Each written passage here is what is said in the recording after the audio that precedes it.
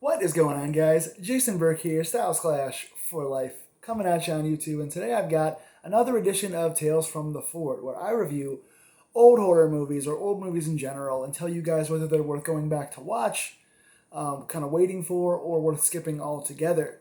I'm reviewing something that I think we have a lot of in horror these days, but the good ones come few and far in between, so I'm going back in the time machine to 1985 to talk to you guys about one of the most underrated horror anthologies of all time, in my opinion. We all love horror anthologies. There are so many we grew up on. I mean, you could just name a ton of them off the bat. There's Tales from the Dark Side. There's the Twilight Zone anthology. There's all the different TV shows like Are You Afraid of the Dark and Goosebumps. There's like Trick or Treat, Nightmare Cinema. There's so many classic horror anthologies over the years. Creepshow. I could go on and on and on. But one that flies under the radar and kind of gets lost in the shuffle is 1985's Cat's Eye, Stephen King's Cat's Eye. I don't know how this one escaped me for so long as a kid. I watched it, I think, once in my teen years and really enjoyed it and then never got a chance to go back and revisit it. Recently, this past October, when I was doing my 31 Days and 31 Nights of horror films, I went back and finally, for the first time in like 15 years, rewatched this film, and it still holds up very, very well to me. Horror anthologies in general are a subgenre I really enjoy. And this one in particular is no different. Let me get into a quick overview here. The film runs, again, 1985, Stephen King's Cat's Eye. It runs for an hour and 34 minutes.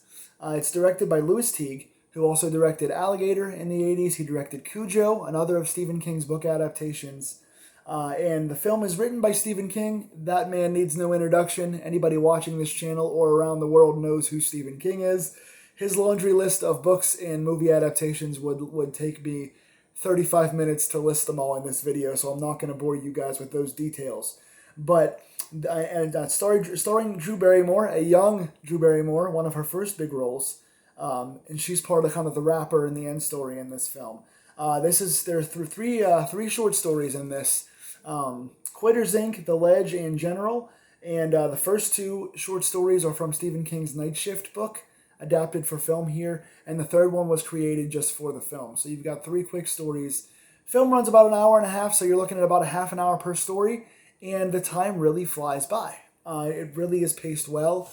To get into this, and again, this is from 1985, so there will be a couple of spoilers here possibly as we go through. The first film opens up with basically the whole wrapper of the film, the whole kind of surrounding outer edge of the story is a tabby cat, a stray cat running around from place to place, basically. He's a stray cat, he's running around, and through the cat's eye, get it? You get all of these stories kind of put together. You see the cat leading you from place to place in each environment where one of the news stories happens. And as he escapes the environment and goes to the next place, we follow the cat to the next story. So it's a very creative way to do it. The shooting of it is cool. You get some first-person cat stuff. You get some different angles and stuff like that. Shooting in the perspective of a cat being the main character, I thought was really cool. You don't get to see animals as the wraparound too much for these things. Really enjoyed that. One thing I do wish when I was going over the credits for this, and I listed just Drew Barrymore, there's obviously a big cast for this because there's three different stories.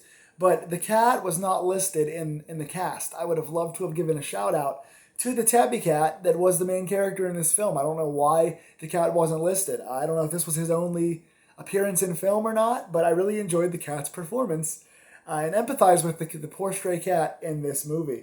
But we started off with Quitters Inc., which is a really kind of fun, a little schlocky, but a lot of fun story about this man who's addicted to smoking. He's addicted to cigarettes. He smokes way too much. So he goes to this kind of quitters, kind of nicotine anonymous kind of place where they help you to quit smoking. But they do so in a way that you get penalized for smoking. There are like agents watching you. There are cameras on you. You're being put under surveillance 24 hours a day. So if you don't smoke, if you do smoke, something happens to one of your loved ones. So I think in this case, his wife gets kidnapped and put into this like electric chamber kind of thing. So it's one of those things where he's trying to resist smoking the entire time, and anytime he looks at his cigarettes or he's around his friends who are smoking, it makes smoking look very appealing, and it gives him a lot of anxiety and tension trying to escape smoking because he knows there are penalties and repercussions that he cannot deal with.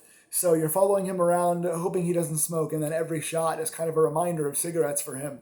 So it's a very first-person tense situation, especially if you've been a smoker. You would feel, I imagine you would feel more of that intensity.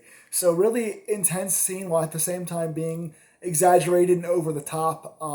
The extra smoke and stuff and some of the graphics and stuff they use are kind of silly, but it's done in a way that's a lot of fun. So I really enjoyed that one. The second skit here was also from Stephen King's Night Shift book. It's called The Ledge, and it's my personal favorite. I've got a fear of heights.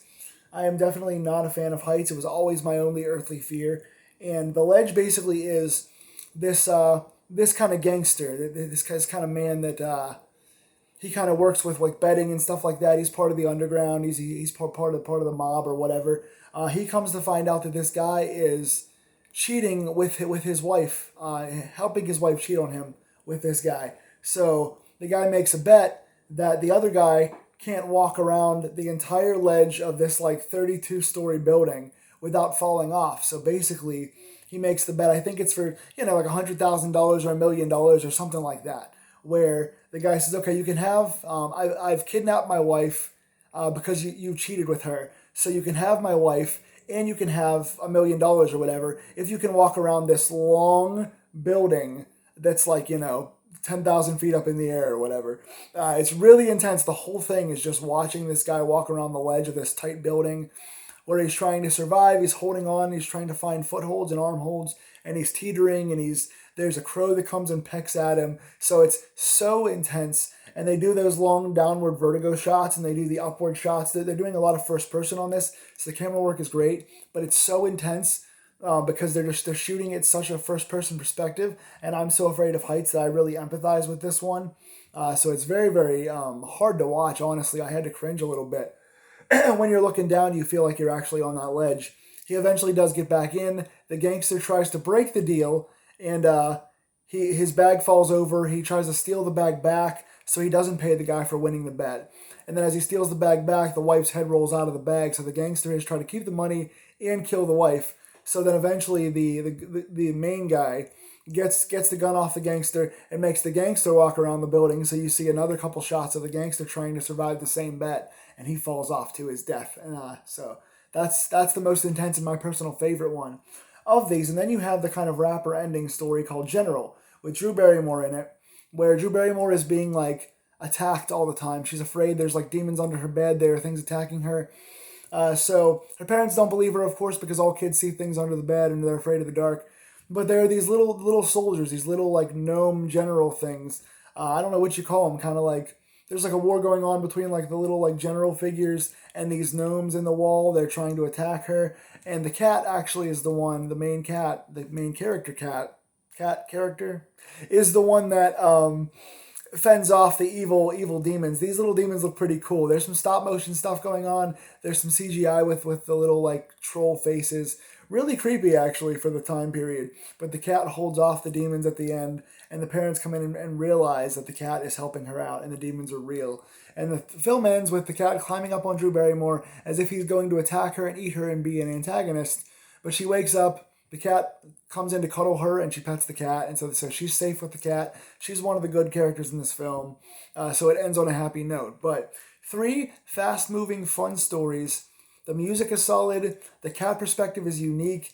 It's well edited, and it's very uniquely shot with a lot of first person and a lot of good transitional shots. The transition in the stories are nice. The rapper's creative, and I think it's a really well-written, fun story. It is 2 Stephen King short stories adapted, and a 3rd one written for this film. If you like horror anthologies, this one is a fun, fast-paced one that's kind of unique and falls under the radar. So I recommend it. I'm going to give this film a 7.5 out of 10. I recommend it all the way. If you've seen it, tell me in the comments below. Like, share, and subscribe to this video if you like my kind of deep dives into these old films. What else would you like to see me review? Tell me in the comments below, and I will see you guys soon.